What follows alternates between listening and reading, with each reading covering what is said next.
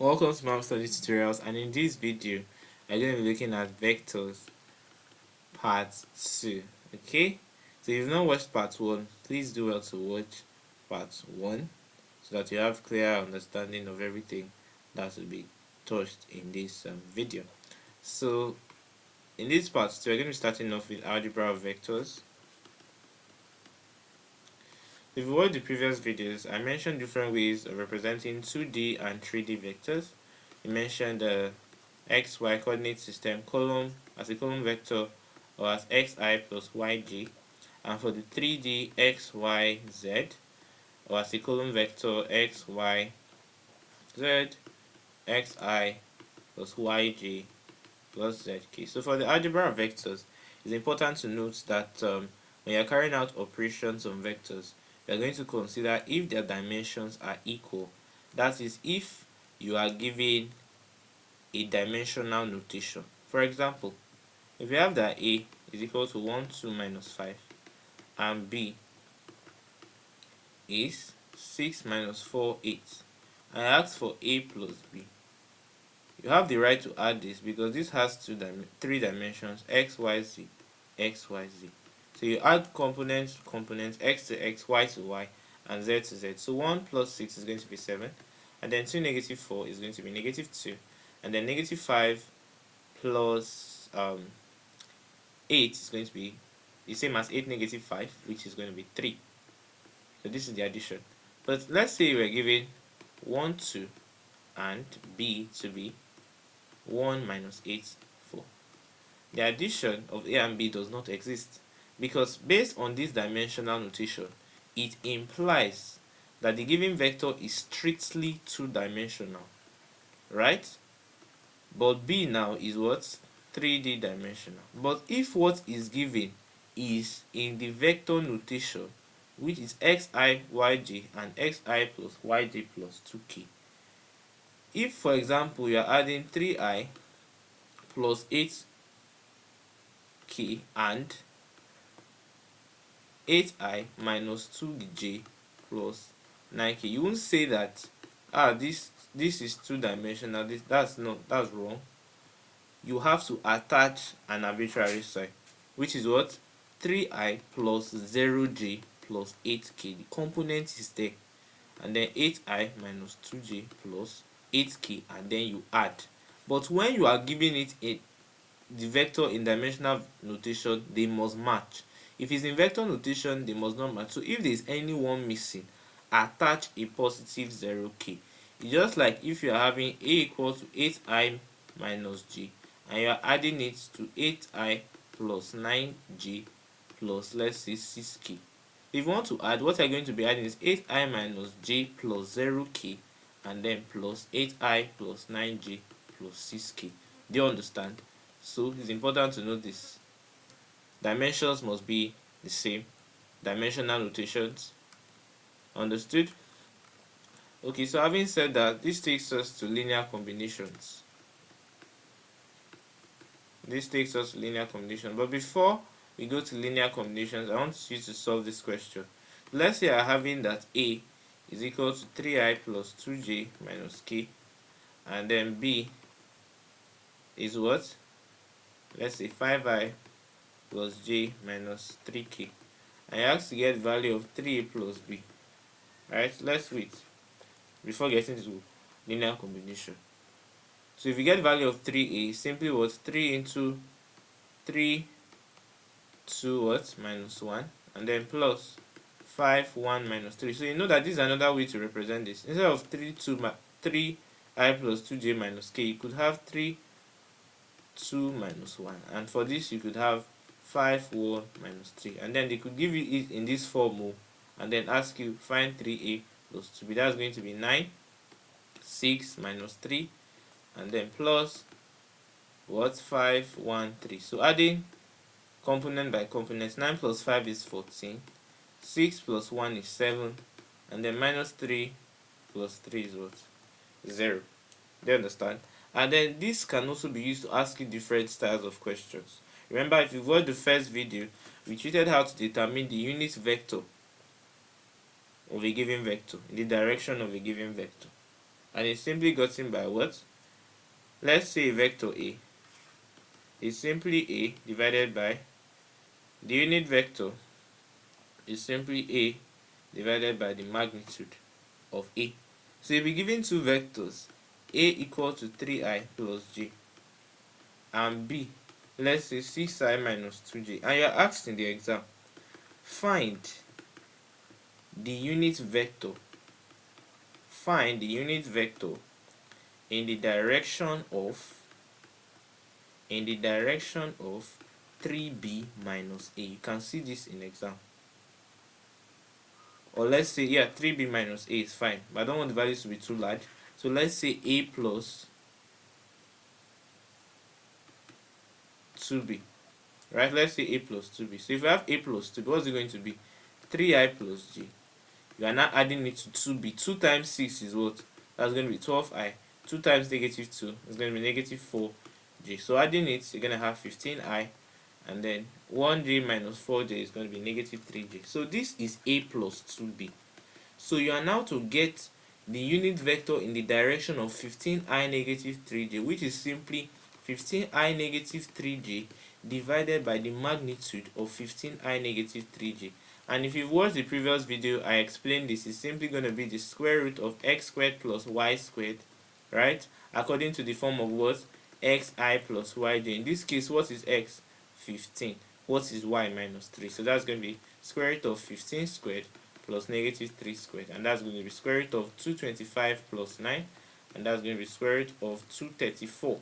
So the unit vector in the direction of a plus 2b is 15i minus 3j over the square root of 234, which you could write as 1 over root of 234 into 15i minus 3j. I know that a unit vector, if you watch the previous video, a unit vector is a vector whose magnitude is 1. So very important. So you should be able to simplify it. Remembering the two important things I stated, that if it's given to you in a dimensional notation, do well to ensure that the dimensions are the same, because it's giving you the dimensions, it's giving you the strict dimension. But if it's in the form ijk and then maybe they are not the same, you attach a 0 to the part that doesn't have at all. Do you understand? You won't say, they're not of the same dimensions. Understood? Nice. Okay, so let's move to linear combinations and linear dependence. Linear dependence slash independence. Okay, so when we're looking at linear combination, we are looking at the sum of the products of a scalar and a vector. Remember what scalars and vectors are? Vectors is telling you direction, the magnitude and direction. Scalar is just the magnitude. So for a linear combination, it's such that we have a1v1 plus a2v2 plus a3v3 down to anvn, where a1, a2, a3 down to an are scalars, and the v1, v2, v3 down to vn are vectors. So let's say you're given this. v1 is given to you as 3 minus 2, and v2 is given to you as 1, 5. And you're asked 3v2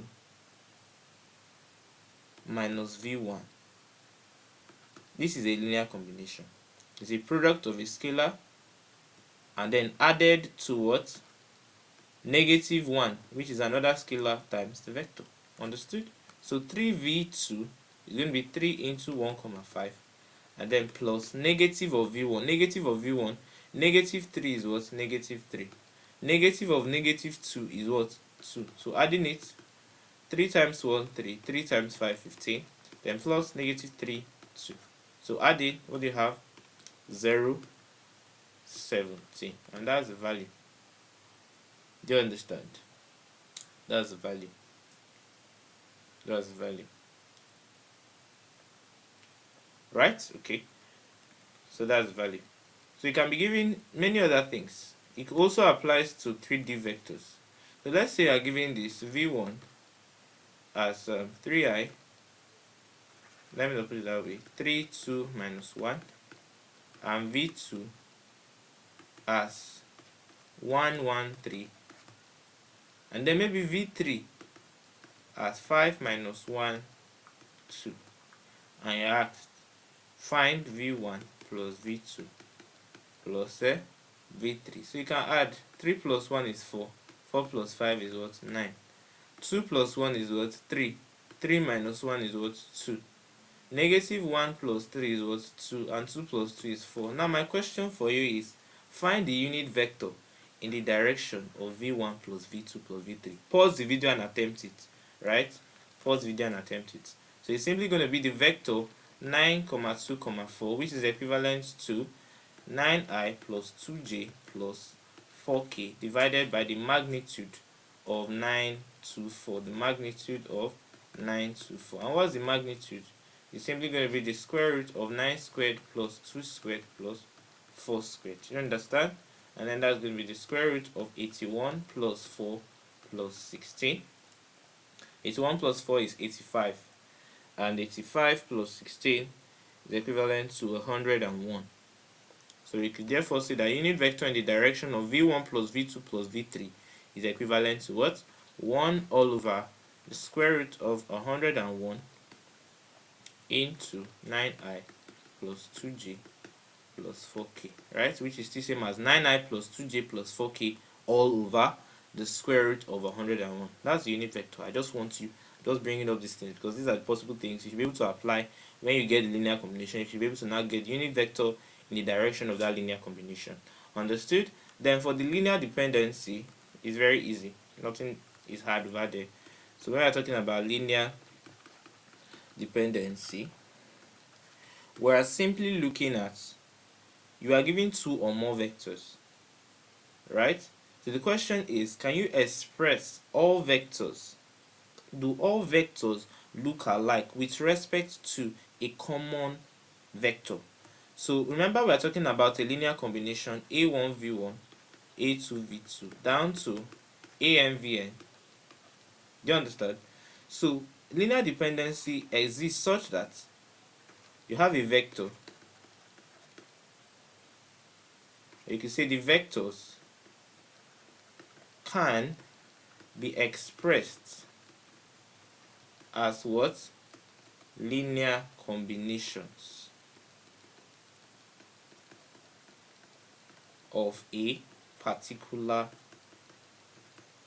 vector in the set.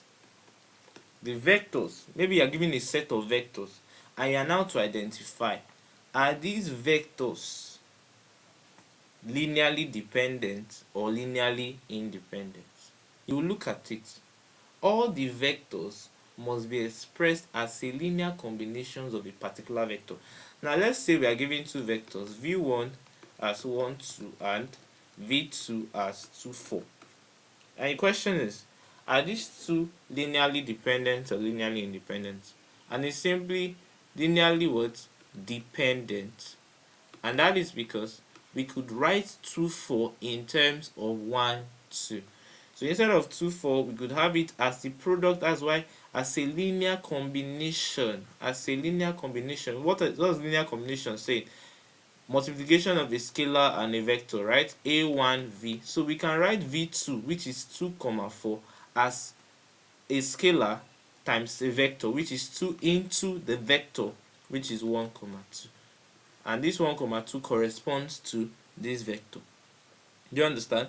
So let's say we are giving v1 to be 1, 2, v2 to be 2, 4, and v3 to be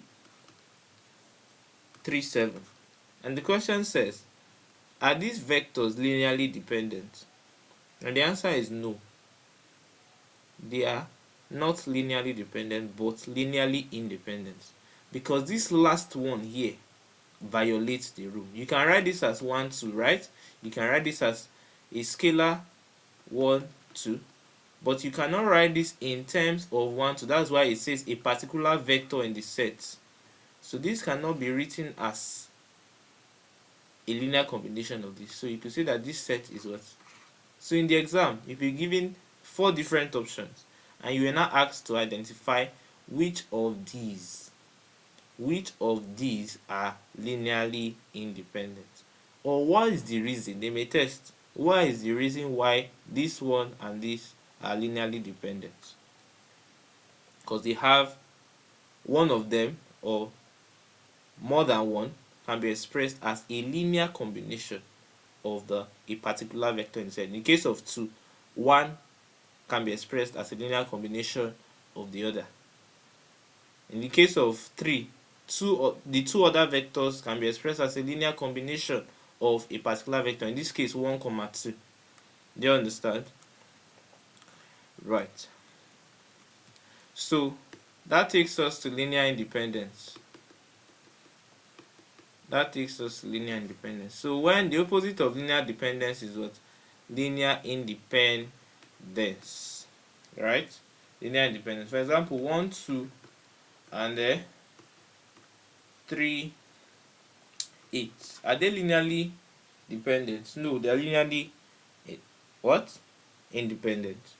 Because you cannot write 3, 8 in terms of what? 1, 2. 3 divided by 1 is what? 3. But 8 divided by 2 is what?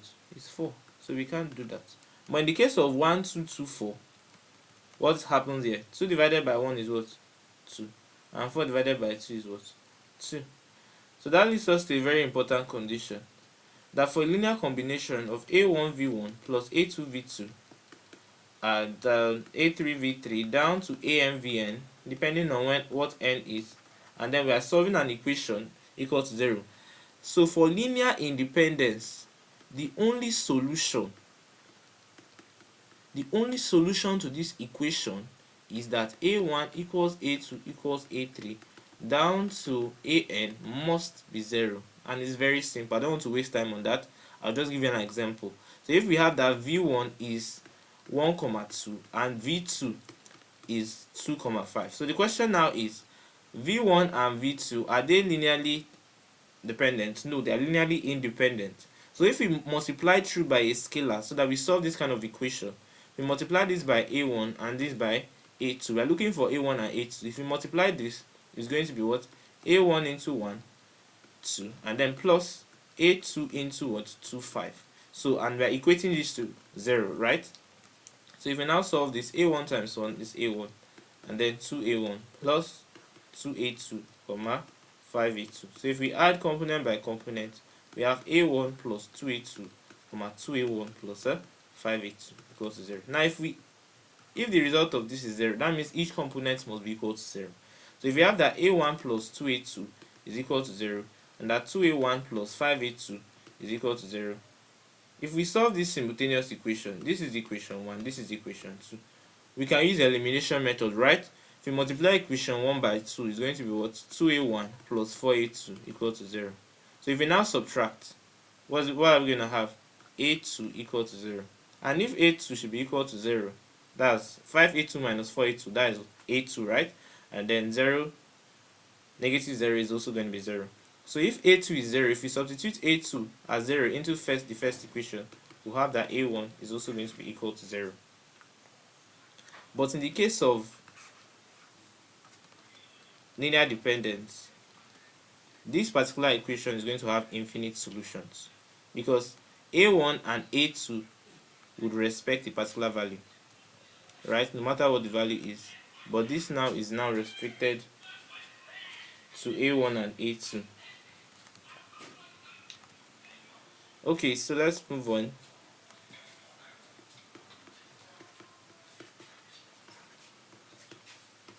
Scalar products. So I hope you understand what I said about linear dependence, right? In terms of this equation, the only solution, if it's linearly independent, is that it's going to be a1, a2, a3 is going to be 0. But if it is linearly dependent, the solution to this equation is going to be infinite, right? Because if we have a1 and 1, 2 and a2, 2, 4, these two are linearly what? Dependent. And then if we add the two, we're going to have a1, 2a1 and 2a2, 4a2. So if we add them component by component, we'll have a1 plus 2a2, and then we're now equal to 0, and 2a1 plus 4a2 equal to 0. And 2a1 plus 4a2 is same as what? a1 plus 2a2. Because if we divide through by 2, it's going to be a1 plus 2a2 equal to 0. Do you understand? And then a1 and a2 can be any value. Because if we say, let a2 be 5, there will be an answer. Do you understand? So the two equations that were formed are the same. So it has infinite solutions. Even though we say, okay, let a1 be 10. 10 plus 2a equals to 0. We get the corresponding value of a2 that will make it 0. Do you understand? Let's move to that. So just understand the condition that the only solution is 0, and that's it. So for scalar products, I introduced this in the previous video, and we said it's represented by a dot b, right? A dot b, and then we related it to another equation, which was that of a dot b is equal to the magnitude of a times magnitude of b cos theta. And then that led us to the fact that cos theta is equal to a dot b over the magnitude of a times the magnitude of b. You understand? And then let's take a question. So let's say we are given that a is equal to 3i minus j, and b is equal to, let's say, 2i plus j. So what's the dot product? What's the dot product of a and b? It's going to be what? 3 times 2 plus what? Minus 1 times 1, and that's going to be 6 negative 1, and that's going to be 5. Divided by the magnitude of a is going to be the square root of 3 squared plus what? Minus 1 squared. Square root of, that's 9 plus what? 1, and that's square root of 10 multiplied by, what's the magnitude of b? Square root of what? 2 squared plus 1 squared, and that's square root of 5. So if you take it together, we're going to have 5 over root 50, which we could break down as 5 over root 25 times root 2, which is 5 over 5 times 2 times root 2. So this cancels this. So we then have that cos theta is equal to 1 over root 2. So if in the exam you were asked, find the cosine of the angle between 3i minus j and 2i plus j, all you simply need to do is to what? Get the value of a dot b all over the magnitude of a times magnitude of b. But if you were not asked for the angle, you will now get the cos inverse of 1 over root 2. And cos inverse of 1 over root 2, the acute angle is going to be 45 degrees. And you know that 1 over root 2 can be rationalized. We can multiply up and down by root 2, and that's going to be root 2 over 2. So you should know how to express such, because the options, you may get 1 over root 2, but if you don't know how to simplify it, you may not see 1 over root 2 in the option, because 1 over root 2 was now rationalized. Do you understand? Okay, so that's that. So we can now relate it to the fact that we can establish conditions for two vectors to be what? Parallel, and to be what? Perpendicular. So if two vectors are parallel, that means the angle between them is 0. They don't have a common, they never meet, right? So they don't have a common, you understand? Unlike perpendicular, the angle between them is 90 degrees. But for a parallel vector, let's say 1, 2, and then 2, 4.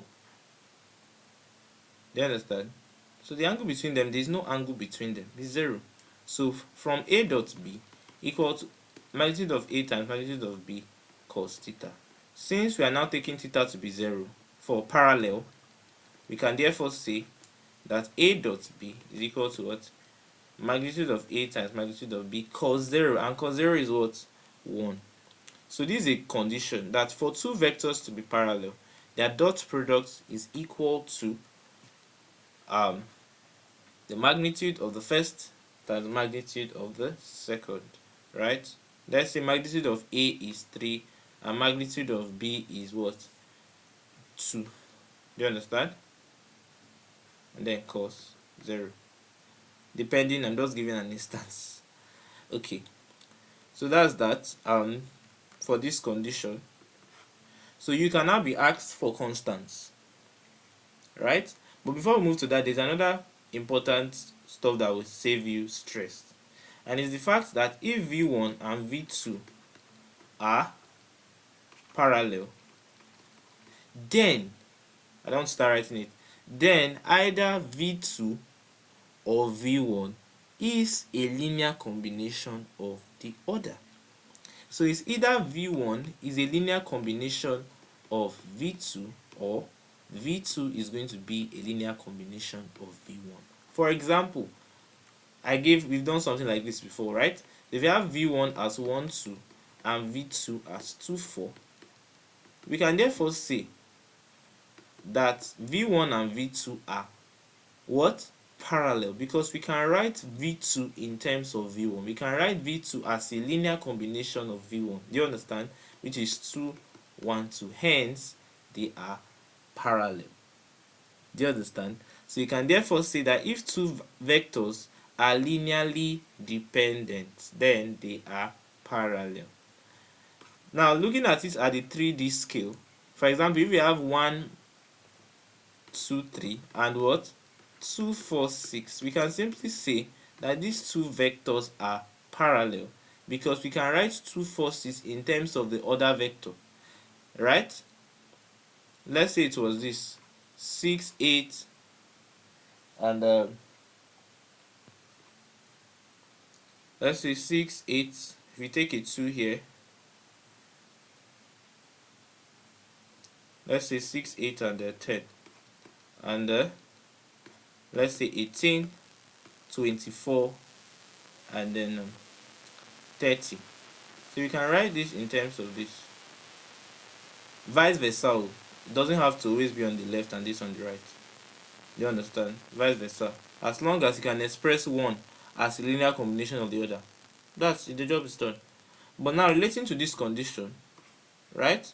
Relating to this condition and the importance of the fact that if you have A dot B equal to AB cos theta, please very, very careful with this, because in the exam they may ask you to get the dot product of two vectors, but they may not give you the vectors. They may just give you the magnitude of A, you may be given the magnitude of B, and then you're not given the angle between them. You may not be given the vector. So dot product is also equal to, rather than the normal multiplication of component by component, is also equal to the magnitude of the A vector times magnitude of B times the angle between them. Now we are looking at parallel vectors, and we established the fact that if they are parallel, the angle is 0. So we have A dot B equal to magnitude of A times magnitude of B. So if, for example, we say they are giving this kind of question in the exam, and it says I plus 2, let's say I plus CJ and 2I plus 4J. They give you A is equal to this and B is equal to this. Find the value of C for which A and B are parallel. So let's use the two methods. So for two vectors to be parallel, the dot product will be equal to the product of their what? Magnitudes. So what's the magnitude of A? What's the dot product of A and B? 1 times 2 is what? 2. And then C times 4 is what? Is 4C. Equal to, what's the magnitude of A? Magnitude of I plus CJ will be what? Square root of 1 squared plus C squared multiplied by magnitude of B will be square root of 2 squared plus 4 squared. That will be 2 plus 4C equals to square root of 1 plus C squared times 4 plus 16 is what? 20. So root 20. That's 2 plus 4C equal to the square root of 20 into 1 plus C squared, using the properties of sorts, right? So with this now, we can now square both sides, because our aim is C. So it will now be 2 plus 4C all squared is equal to 20 into 1 plus C squared. Then if we expand, 2 plus 4C into 2 plus 4C, this is taking long, you can even skip this part. So 2 times 2 is 4 plus 8C plus 8C plus what? 16C squared. So this is going to be 4 plus 16C plus what? 16C squared. Remember that this is the value of 2 plus 4C squared. And this 4 plus 16C plus 16C squared is equivalent to 20 into 1 plus C squared. And 20 times 1 is what? 20 plus 20C squared. So if we bring everything over, what's it going to be? When 16C squared moves over, it becomes 20 plus 20C squared minus 16C squared minus 16C minus 4 equals 0, right? So 20C squared minus 16C squared is 4C squared, and then negative 16C, and then 20 minus 4 is what? Plus 16. So we can divide through by 4. We now have that what? C squared minus 4c plus 4 is equal to 0, right? And we can factorize or use the quadratic formula, but simply factorize that c squared minus 2c minus 2c plus 4 equals 0, because looking for two numbers you add that have minus 4 and you multiply to get 4. That's minus 2 and minus 2. So that will be c into c minus 2 minus 2 into c minus 2, which is c minus 2 into c minus 2 equals 0. So that means that c minus 2 squared is equal to 0. So to get c, we get the square root of both sides, and that tells us that c minus 2 is equal to 0. And if c minus 2 is equal to 0, that tells us that c is 2. But you won't have this time in the exam. I just explained it so that you understand the concept. So if it's in the exam, remember we said that for two vectors to be parallel, then one of them should be a linear combination of the other. So if we have 1 comma c, pay close attention over here, and then you have 2 comma 4, and you're looking for the value of c for which 2, because you can see this is 1, it has lower value, right? So this is the one from which you get a combination. So 2 divided by 1, 2 divided by 2. So the question is 2 divided by what gave you 1? So 2 divided by 2 is going to be what? 1. So you now apply the same pattern here. 4 divided by 2 is simply going to give you 2, which is the 2 that we just got now. So instead of that stress, you can get it. So the same applies here. You can be giving this in the exam. 6k10 and 18, 24, 30. And I ask what's the value of k for which is, do you understand? So what's it going to be? 18 divided by 6, you saw is what? 3. 30 divided by 10, you saw is what? Is going to be 3. So the same pattern. 24 divided by 3 will now give you that value. Do you understand? So 24 divided by 3 will give you that 8 that's here. Instead of going through the process of getting the dot product of a and b and then equating it to the product of their magnitudes. Understood? Thank you. Okay, let's move on to the parallel condition. Remember that the general formula given is a dot b equal to magnitude of a times magnitude of b cos theta. So if they are perpendicular, it's important to note that if you don't see the term perpendicular, you will see the term orthogonal. So these two are interchangeable. So this is that they'll say, what's the value of this for which this is orthogonal to this, right? And what's the perpendicular? Angle is what? 90 degrees. Understood? So a dot b is equal to magnitude of a magnitude of b cos 90. And cos 90 is equivalent to 0. Very important. Right? So a dot b. So that makes everything here to be what? 0. So if two vectors are perpendicular or orthogonal, that means that their dot product is 0. So in the exam, they can give you 4 options. And then they'll now tell you which of these vectors, pairs of vectors, are perpendicular to each other. And your job is to get their dot product and check the one whose dot product is 0. The same thing applies to the parallel. They may be given 2 vectors each in each option A, B, C, D. You check for the one that is linearly dependent. Once you get that one that is linearly dependent, that's the answer. All others are most likely to be linearly independent because they can now not be expressed as a linear combination of the order. Understood?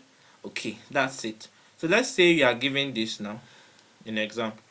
3i minus tj plus k and 4i minus 2j plus t plus 2k. And the examiner asks you, find the value of k, the value of t, for which 3i minus tj plus k and 4i minus 2 plus t plus 4i minus 2j plus t plus 2k are orthogonal, or he or she may decide to say perpendicular, right? So if you get the dot product, we simply equate to 0. That is it. So don't forget, dot product equate to 0. So if you get the dot product, 3 times 4 is what? 12. Negative 2 times negative t times negative 2 is a positive 2t, and then positive, what's the coefficient of k? 1, right? So plus 1 multiplied by t plus 2 and then equate to 0. Understood? So that's going to be 12 plus 2t plus 1 times, that's going to be t plus 2. T plus 2 times 1 is t plus 2 equal to 0. That's going to be 3t plus 12 plus 2 is what? 14. And then equate to 0. So if you move this over, it's going to be 3t equals negative 14. And then dividing through by 3, that tells you that t is negative 14 over 3. So you may be given a set of vectors and then you're asked to get a constant for which they are orthogonal, for which they are perpendicular. Simply get their dot product and ensure that you resolve it component by component. 3 times 4, negative t times negative 2, and then positive 1 times what's t plus 2. So I want to attempt this question. So let's say I'm given this a as 6i minus 2j plus 3t minus 1k and b is equal to t plus 5i plus 9k. Find the value of t for which they are orthogonal. What's it going to be? Find the dot product. Right? I know that this b can be written as t plus 5i plus 0j plus 9k. So get the dot product. It's going to be what? 6 into t plus 5. Please pause the video before we pause and attempt. The value for which they are orthogonal. So 6 into t plus 5 plus negative 2 times 0 is going to be 0. And then plus 3t minus 1 times 9. That's 9 into 3t minus 1. Should be equal to 0. So if you multiply, that's going to be 6t plus 30. And then plus 27t minus 9 equals to 0. And then if you add the 2, it's going to be what? 33t. And then plus 21 equals 0. And then 33t plus 21 is equal to 0. We move this over, that's 33t equals negative 21. And then dividing through by 33, we have that t is going to be what? Negative 21 over 33. So that's just understand the main concept. That for two vectors to be perpendicular or orthogonal, that means that a dot b is what? 0. This can be asked. For two vectors a and b to be perpendicular, which of these is a condition? Do you understand? So you may see options like a dot b is 0, a cross b is 0. So you should understand the conditions. You may see an option like a dot b equals magnitude of a times magnitude of b. This is the condition for them to be what? Parallel. Right? And based on what is here, remember we said that if they are linear combinations, if one is a linear combination of the other, then they are parallel. So we can therefore say v1 is equal to kv2. Right? kv2, where k is that scalar. Do you understand? Just like if we have 1, 2 and 2, 4. So we can write 2, 4 as what? 2 into 1, 2. This 2 is that scalar. So this is another condition for two vectors to be what? Parallel. Take notes. Do you understand? Okay, so there are other important concepts. That takes us to what we call projection of vectors. If you read your lecture notes carefully, you'll see this. Projection of vector. And it simply says that the projection of vector A on vector B is simply equivalent to the dot product of A and B divided by the magnitude of B. It's as simple as that. And where is this coming from? So if we have two vectors, let's call this vector A and let's call this vector B. Right? All this passing through the origin, right? So if we are asked for the projection of A on B, let's say that A is actually over here, so that will be clear. And then we are now looking at the projection. So we are going to project A over to B. So this is theta now. Theta is the angle between them. Are you following? Theta is the angle between them. And then it's going to form 90 degrees here. And remember your SOHCAHTOA, right? So if this is B and this is A, if this is A and this is B, and then we're now looking at this side through which the projection was made, let's call it H. So this is opposite to this, right?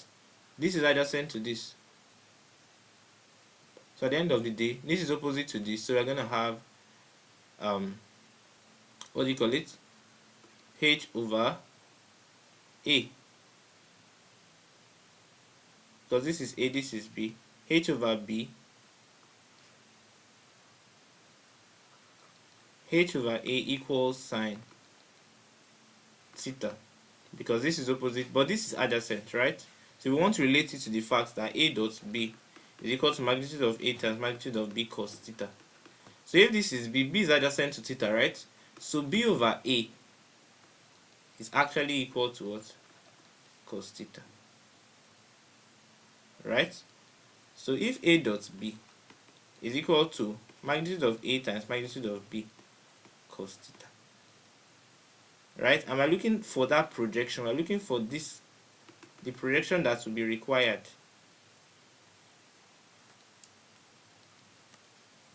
If we divide through by the change in b, hopefully you're not going to get that a cos theta, which is this b length. Do you understand? Which is that projection? Because let's say b was over here, it was not projected. So what's b over a, and then b over a cos theta. So the projection of a on b simply does product of a and b divided by what? Magnitude of b. So let's say you have this vector 6i plus 3j is a, and b is what? I minus 2j. I ask, what's the projection? The scalar projection. Take note. This is for scalar projection. It's just going to give you a number. If you check your notes. So if you get this, dot product of this and this is what? If the question says what is the projection of A on B, you know that the denominator is going to take the magnitude of B. Your job is to get their dot product. So if you get their dot product, it will be 6 into 1 plus 3 into minus 2 divided by the magnitude of B. What's the magnitude of b? Square root of what? 1 squared plus what? 2 squared. And that's square root of 5. That's root 5. And 6. This is what? 6 into 1 plus 3 into what? Minus 2. And that is 6 minus 6 over what? Root 5. And you can see this is what? 0. So you can see that these two vectors are what? Are what? Perpendicular, because their dot product is what? 0. So we can therefore say that the scalar projection is actually 0, because they are actually going to be perpendicular in nature, and you cannot project this to this. You understand that? Let's take another example. Let's say A is 4i plus j and b is 6i plus 2j. So if you find that dot product, it's going to be what? 4 into 6 plus 1 into 2 divided by, if it's projection of A on B divided by the magnitude of B, is going to be 6 squared plus 2 squared. And that's going to be 24 plus 2 over the square root of 36 plus 4, which is 26 over the square root of 40. You can do well to reduce it to square root of 4 times 10, which is 26 over 2 root 10, which is 13 over root 10, which you can then rationalize. Do you understand? So that is the scalar projection. The extent to which you extend this vector is like a shadow. If b is actually here, what are you going to extend such that it's not going to be in the same plane along b, but same plane with a? Do you understand? But if the question now said what's the projection of b on a, b on a is going to be what? A dot b over magnitude of a. Because if it's b on a, that means a is being projected, and the length of a, the same thing applies. You're going to have what? You're going to have ab. Sorry, this is a dot b divided by what? Magnitude of a. Do you understand? So what we are simply doing is dividing through by what? A, which is going to be the b cos theta, which is going to be that length. B cos theta is a, isn't it? We got it from the first one. That's if you are looking at it from the a part. Do you understand? That is if you are looking at it from the a part, not on this. You're not looking at it from there. It's just like the opposite of this, so not get confused. So simply the dot product divided by which one is taking the on. Do you understand? But if you are now asked for the vector projection, remember, if it's projection of a on b, is simply equal to what? A dot b over what? Magnitude of b. But this is a scalar. So if you now want to get the vector, you multiply. This is the entire scalar that will link up to the vector, you multiply by the unit vector in the direction of b. Remember, unit vector in direction of b is going to be what? B all over what? The magnitude of b. So that you now know the unit vector along what? B, and then multiply by this entire scalar to give you the full vector that's giving this projection.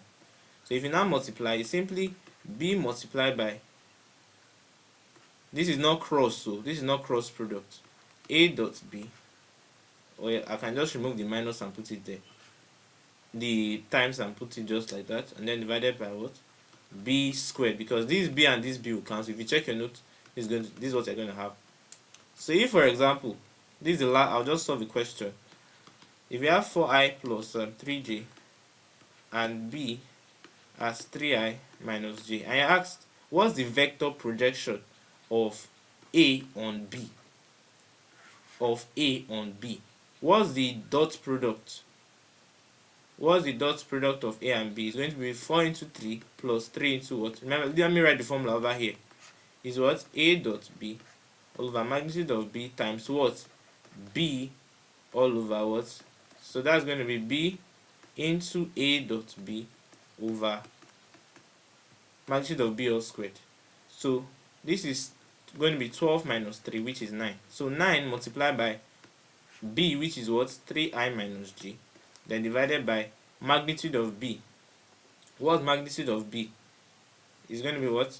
Square root of 4 squared plus, sorry, that's going to be 9 into 3i minus j divided by magnitude of b is what? Square root of 3 squared plus negative 1 squared. And if we square this, the square root will cancel, right? It's going to cancel. So we're going to have 9 into 3i minus j all over what? 3 squared plus negative 1 squared is going to give us what? 10. Since this square cancel this, right? So 3 squared negative plus negative 1 squared is 10.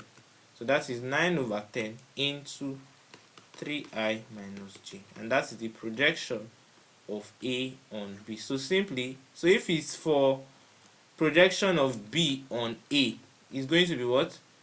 The dot product of A and B, you multiply it by vector A, then divided by the magnitude of A all squared. Do you understand? So solve more questions, solve more problems. And then lastly, in this video, we are going to be looking at, no, but before we get to this, it's important, there's another important thing, work done. Another thing I spotted in the lecture notes, and it's the fact that we are talking about, you know what work done is? Force multiplied by what? Displacement in the direction of the force. And this still connects to dot product too. Remember we said that AB is equal to what? Magnitude of A times magnitude of B, and then cos theta. Are you following that? Magnitude of A times magnitude of B cos theta. So when we're looking at, let's say there's an object here and a force is acting on it, and this is the displacement F. This force is a vector, right? We had discussed vectors in part 1. This is a vector. And then this is the angle between these vectors. And we said that if we have two vectors and then there's an angle between them, we can therefore say that F dot D is going to be equal to, which is dot product of A and B, in this case F and D, will be equal to the magnitude of A, which is F, and what? D multiplied by what? Cos theta. That is why we therefore say that F dot D is equal to FD cos theta, which is the work done. Do you understand? But the exception here is, now if the theta now is 90 degrees, that means if the force and the distance, they are acting in perpendicular directions, what is this going to be? FD cos 90 is going to be 0. If you check the lecture notes, you say that when they are perpendicular to each other, the work done is what? 0. But if they are not, it's simply the dot product, F and D. So in the exam, you'll be given this.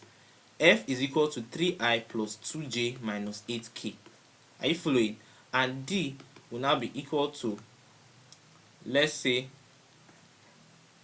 6i plus 3j minus 2k. And the question will now ask you, and then this is in newtons, right? And displacement is in meters. Now ask you what's the work done. So don't be surprised when you see this, because it was stated in the lecture notes.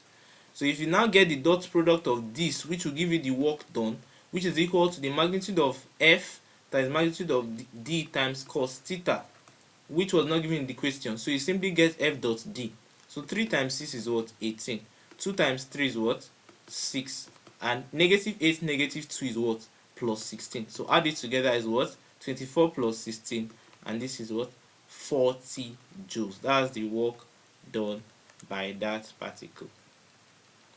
This is now an establishment of the fact that work done is what? Is a scalar quantity. Do you understand? So very important concept. So you may give you an exam, they give you the work done. They are asked for the work done. So what you simply, and then I'm giving the force, you may see something like 3I plus 2J newtons, and then distance equal to 6I minus, do you understand that kind of thing? Maybe 3J meters. Find the, so don't be surprised.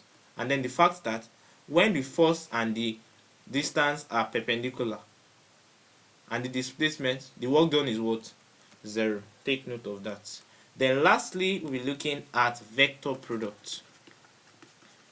Vector product is important to note that if you're looking at the vector product of two vectors A and B, is simply equivalent to A cross B, which is same as A, and then this sign is also used to represent vector product. So if you see this sign, it implies, let me get the vector product too.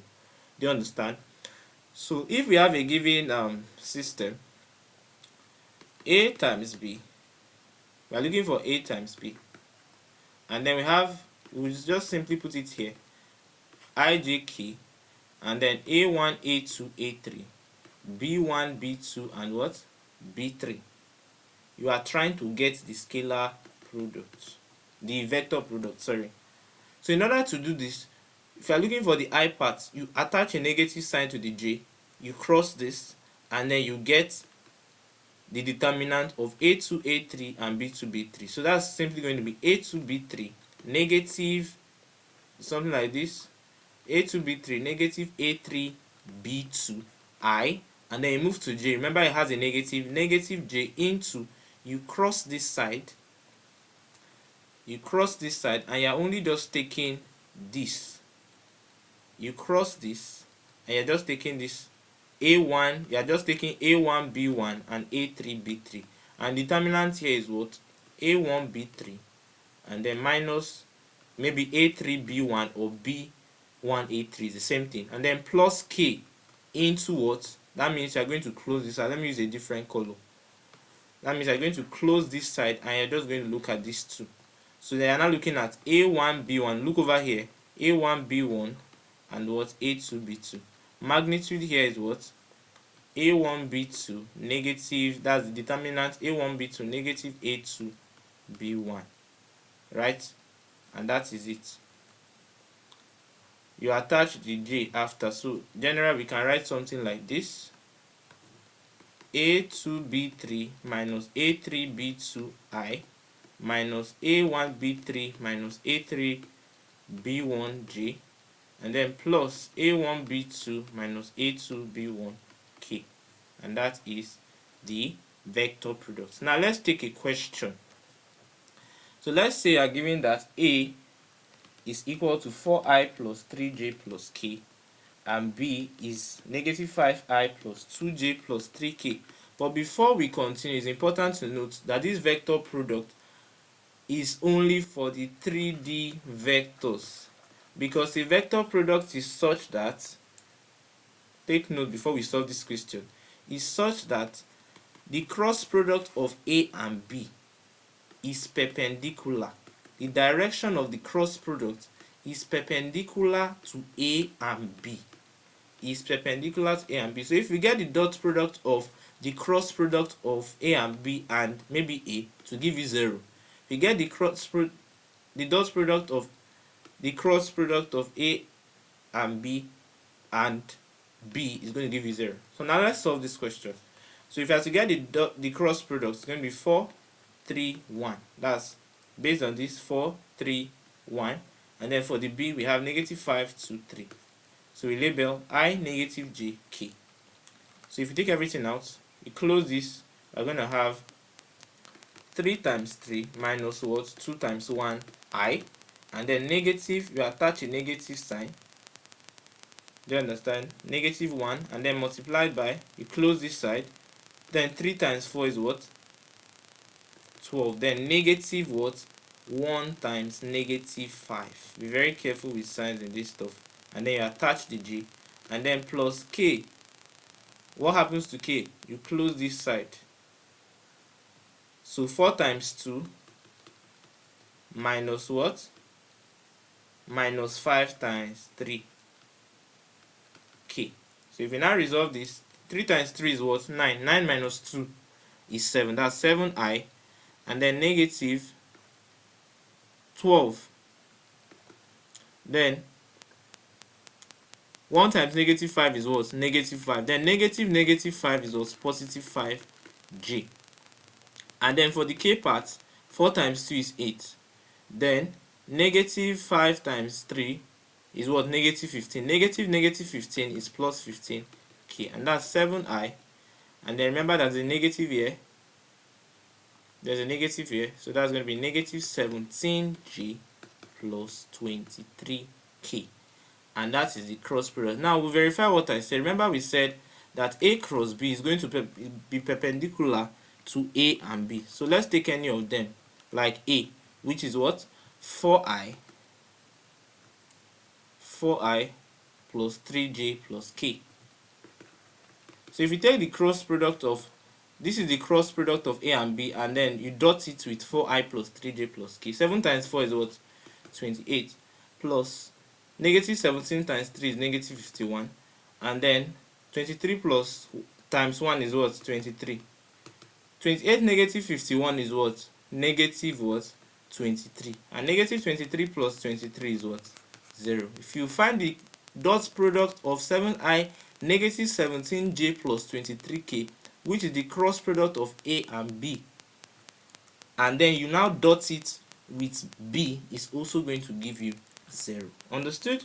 Now this now takes us to two important concepts. In the exam you may be told this: you are given adjacent sides of a parallelogram and you are asked to get the area of that parallelogram. Is simply equivalent to the magnitude of the cross product of the adjacent sides. V1 is the first adjacent side, V2 is the what? Is the other. Do you understand? The other adjacent side. Are you following? So this can be a question in exam. So the question may not say, okay, get the magnitude of get the cross product. So in this case now, where we had 4i plus 3j plus k and negative 5i plus 2j plus 3k, in exam they may say the adjacent sides of a parallelogram are, let me say, PQ, 4i plus 3j plus k, and then PR, negative 5i plus 2j plus 3k. The question will now say find the area of the parallelogram. So what you simply need to do is to get the cross product of these two in the correct order, because A cross B is not same as B cross A. Take note of that. Right? It's the negative of it. A cross B is negative B times A. Very important. Okay, so if you now take this and this, we now got it to be what? 7i minus 17j plus 23k. So if you now want to get the area of that parallelogram, you get the magnitude of this cross product, which is going to be what? 7 squared plus negative 17 squared plus what? 23 squared. 7 squared is what? 49. Negative 17 squared is what? 289. And 23 squared is what? 529. So if you add everything together, 529 plus 289 plus 49 is equivalent to 867. 867. So your answer is simply square root of 867 what? Square units. And that is the answer. Do you understand? So that's a possible question. So let's take another question. You can pause the video and attempt this this question. So let's say you're given this. Let's say that AB is equal to 4i negative 3j plus k, and AC equals I plus 2j plus 3k are the adjacent sides of a parallelogram, and you are now asked to get the area. What do? You get the cross product. It's going to be what? You place it accordingly, I minus jk. Understood? That's going to be 4, negative 3, 1, and then 1, 2, 3. That's coefficients of I, j, and k. Understood? So we now get the cross product. You close this part, and then you find the magnitude.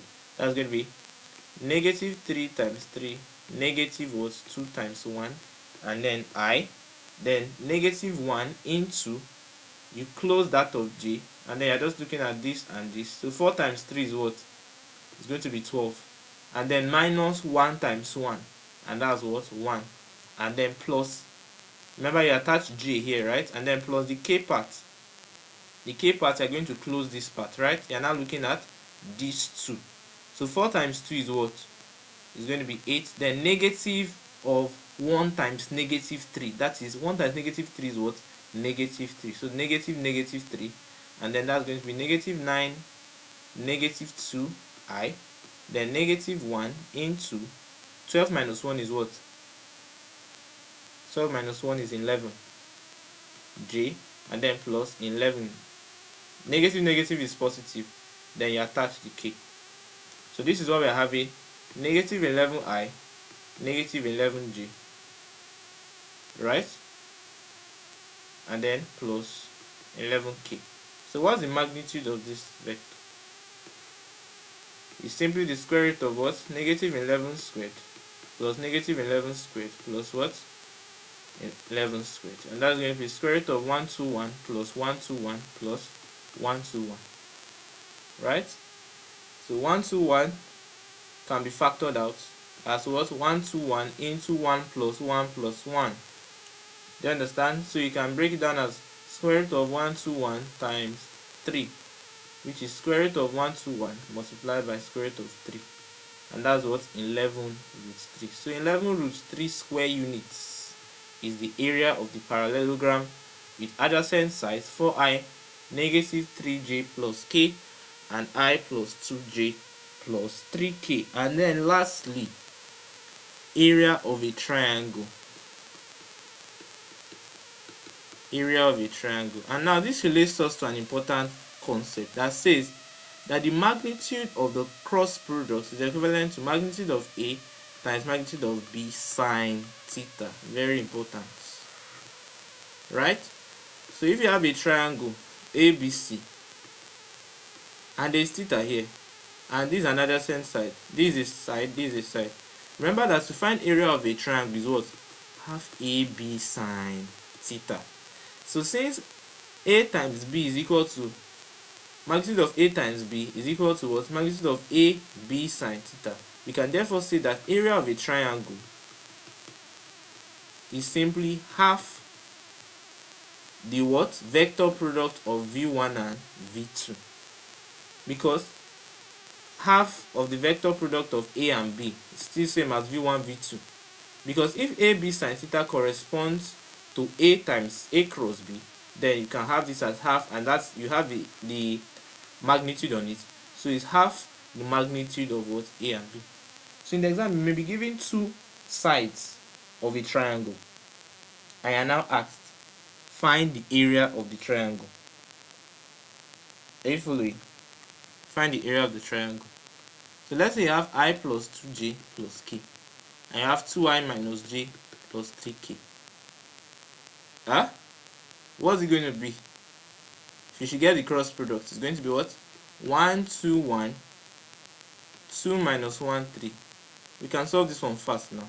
So if we cross this, it's going to be 2 times 3, that's 6, and then negative of negative 1 times 1, I, and then you attach negative for j, negative 1 into, you close this side, 3 times 1 is what? 3, then minus 2 times 1 is what? 2, and then you attach the j, and then plus. For the k side, you close this side and only look at this side. So 1 times minus 1 is what? Minus 1, and then minus 2 times 2 is what? 4, and then you attach k. So that's going to be 6. Negative 1 times 1 is what? negative 1. Negative 1 is a plus 1. I, then negative 1, and then 1j, and then negative plus negative 5k. So your final answer is going to be 7i, negative j, negative 5k. And then to get the area of the triangle that has these two sides, it's going to simply be the magnitude of this multiplied by half. Remember, it's half times the magnitude of a cross b. So this is going to be 7 squared plus negative 1 squared plus negative 5 squared. And that's going to be square root of 49 plus 1 plus 25. And 49 plus 1 is what? 50. 50 plus 25 is what? Root 75. Then times half. So that's half root 75. And then we could break this down as half multiplied by 25 times 3. Right? And which you can break down as half times root 25 times root 3. And root 25 is what? 5. Which is going to be 5 root 3 over 2 square units. And that is the area of the triangle. Right? So in the exam, remember I've taught you how to get dot product, cross product and dot product. You can be given two vectors, A and B, right?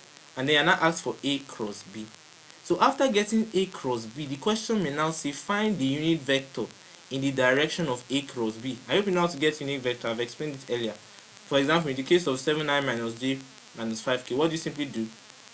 The vector, which is 7i minus j minus 5k, divided by the magnitude of 7i minus, do you understand? Which is what? Root 75. And the unit vector in the direction of, in this case, a times b is what? 1 over root 75, 7i minus j minus 5k. And that is it. Then lastly, let me ask you this question. If you are asked in exam, find the dot product of 6j and 3k, what is it going to be? Dot product is going to be what? 0. Because if you multiply 6, it's just like saying 0i plus 0j plus 6j plus 0k dot 0i plus 0j plus 3k. So 0 to 0, 0 to 0, 6 to 0, which is 0, and 0 to 0. So it's going to use 0, right? And then if you're asked in exam, 3j, you know this is the sign for cross, very important, and then 2k. That implies what? 0, 3, 0, and then for 2k, 0, 0, 2. So you simply find the cross product using what I've taught. Right? Thank you so much for watching this video. We've come to an end. In part 3, we are going to be looking at other concepts on vectors, addition of vectors, other questions that relate to this, and others. Right? Thanks so much for watching this video. Please, if you've not subscribed to this channel, do well to subscribe to this channel. And also, if you are in need of a private class or a group session class, do well to contact me with the number on the screen. Right? Thanks once again. Have a nice day.